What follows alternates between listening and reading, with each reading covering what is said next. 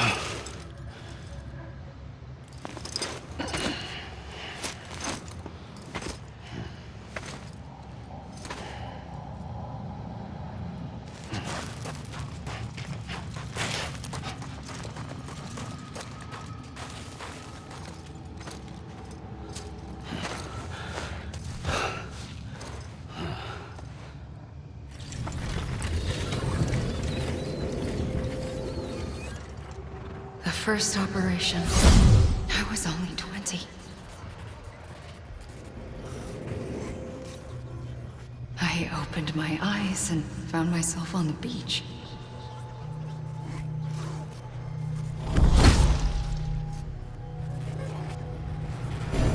But the moment I came round, I was back in the hospital bed. I was split across two worlds. Bridget, my Ha in that one. Amelie, my Ka in this. Somehow, the two of us managed to coexist. Soon, our ages began to diverge.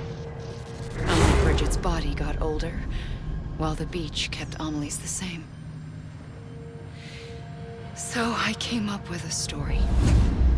I told people that Amelie was my daughter. A daughter with a debilitating condition and an absent father. Look. Amelie.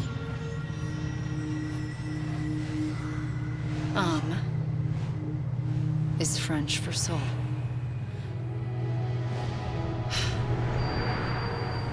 A soul that's a lie. There was no Amelie. Only me and the beach. I thought it was a curse in the beginning. But later, I started thinking, maybe I can use this. I tried to find out more about the beach. Because understanding the beach had to be the key to interpreting my visions of the future.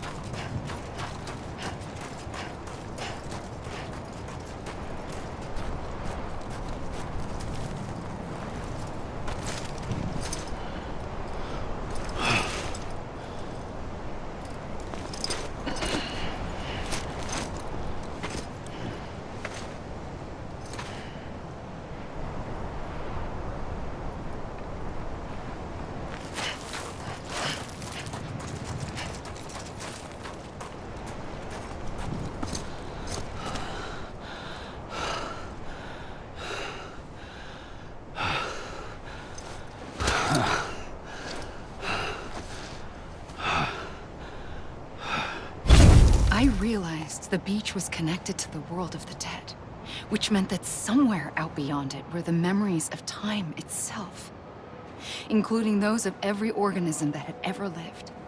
4.6 billion years of biological history, a history that might even stretch back to the creation of the universe. The chiral network and everything that followed was born from my pursuit of that knowledge. By passing data through the beach, we were unbound by the restrictions of time. Simulations that would have taken years or more were simple and effortless.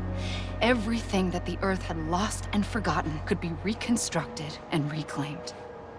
But shortly after we began our research, America saw its first void out. I thought I was running out of time, that my nightmares were becoming a reality. So I raced to complete the chiral network as quickly as possible. The past held all the answers. If only I could find a way to piece them together. A network that bridged our world and the beach.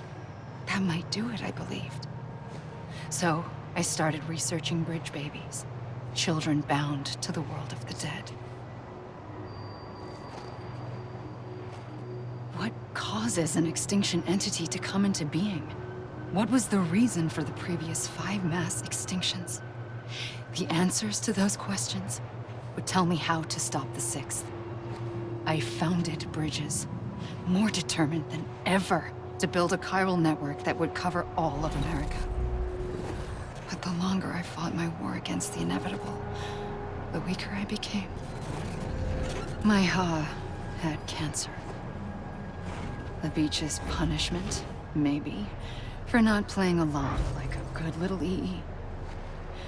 And then, just like that, my Ha was gone. I couldn't finish what I'd started. So, I asked you to do it for me. And you did. You helped us complete the network. Helped us to reclaim everything the universe experienced from its inception to this moment. Every mystery was ours to solve. Like this one. Once, there was an explosion. A big bang that gave birth to time and space. Thing is, it was more like a big fluke. All that matter and antimatter should have canceled itself out, leaving nothing. But somehow a tiny speck of matter survived. Just enough. Enough to make this world and everything in it. A world that shouldn't be, a world out of balance. Order inevitably gives way to chaos. Everything that lives must inevitably die. It's like the universe is trying to return us to the nothing we came from.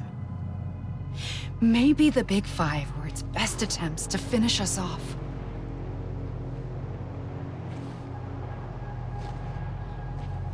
But somehow, life always managed to survive just enough. Enough to thumb its nose at the will of the cosmos. You know, I'm starting to think that extinction might be the key to overcoming total annihilation.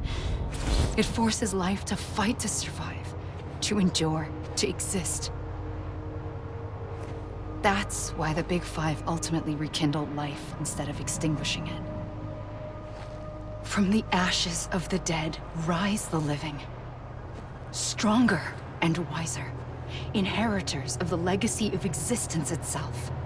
They defy the universe and refuse to surrender. They say, we're just getting started. Extinction is an opportunity.